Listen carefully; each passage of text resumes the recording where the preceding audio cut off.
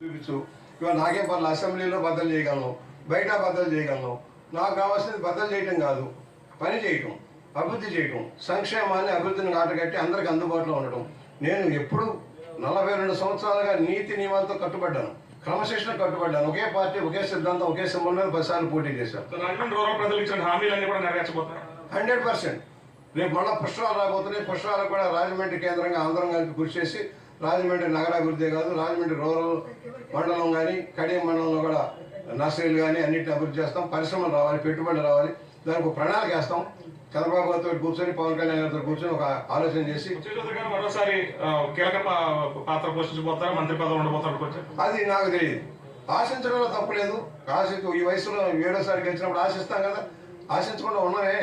ఆశిస్తారు ఎవరైనా సరే, ఇస్తారు. అది ఒకవేళ ఇస్తారా లేదా అనేది చంద్రబాబు గారు వాళ్ళ పవన్ కళ్యాణ్ గారు కూర్చొని నిర్ణయిస్తారు, కానీ నేను కాదు నిర్ణయించేది. ఆశించడం తప్పని నేను అనుకోను. ఎందుకంటే ఒక సీనియర్ మోస్ట్ లీడర్గా 42 సంవత్సరాల పార్టీ జెండా మోసి కష్టాల్లో నష్టాల్లో ఒబ్బడిగా నిలబడ్డాను కనుక ఆశించడం తప్పని నేను అనుకుంటున్నాను. 40 ఏళ్లుగా రాజకీయ జీవితంలో నుంచి నేను ప్రజలకు సేవ చేస్తూనే ఉన్నాను. మరోసారి ప్రజలకు అవకాశం ఇచ్చారు కాబట్టి ఖచ్చితంగా అంటే నిరుద్యోగం కానివచ్చు, లేదంటే స్థానికంగా ఉన్నటువంటి సమస్యలు కానివచ్చు, అన్ని నెరవేర్చే దిశగా రాజమండ్రి. మరి కాసేపట్లో రాజ్ భవన్ కు సీఎం జగన్ వెళ్ళబోతున్నారు. గవర్నర్ అపాయింట్మెంట్ కోరారు. సో ఓటమిని హుందాగా అంగీకరిస్తున్నారు. తన రాజీనామా సమర్పించేందుకు జగన్ రాజ్ భవన్ కు వెళ్ళబోతున్నారు. ఈ ప్రయత్నం ప్రస్తుతం మనం చూస్తున్నాం. 2014లో జగన్మోహన్ రెడ్డి గెలుస్తారని అందరూ అనుకున్నారు. అప్పుడు సరే, అప్పుడు గెలవలేదు.